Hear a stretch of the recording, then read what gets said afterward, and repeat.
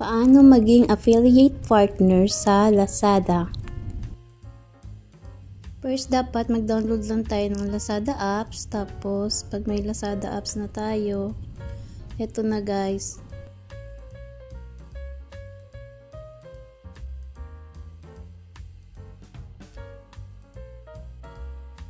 Mag-sign up lang kung wala pang account or mag-login tayo kung may account na tayo.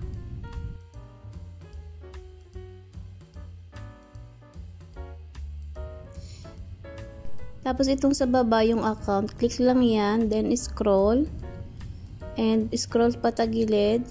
Yan, click yung last affiliate. Dito sa last affiliate, click yung account, my account. So ito, dito ka mag-fill up ng iyong basic information. Pag na-fill upan mo na yan, dapat active ang email at cellphone number na ilalagay. Dapat mag-upload ka ng ID na may naka-indicate na address. Dapat yung gagamitin mo doon ay same sa information na nakalagay mo dito sa yung basic information.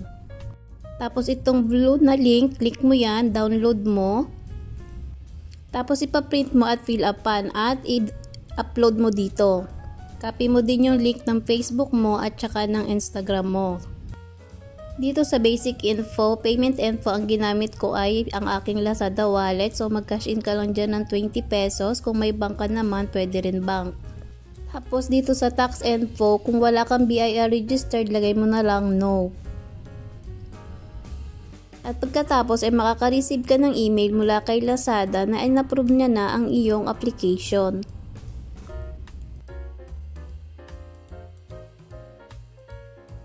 At makikita mo na sa account mo na approve ka. Tapos i-click mo tong product para makita mo ang mga product na pwede kang magkaroon ng earn at ang mga commission mo ay naririto. Scroll mo lang.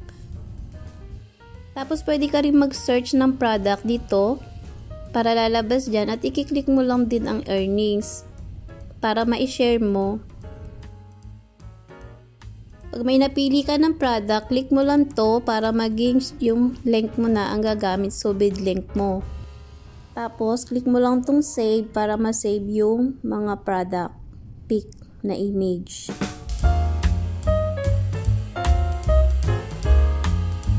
Tapos, click mo rin itong one-step share kasi direct yan na mapupunta sa iyong Facebook account.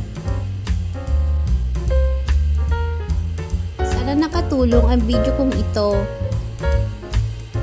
I-share na lang po para malaman pa ng mga ibang gustong matuto na magkaroon ng passive income. Thank you! Bye!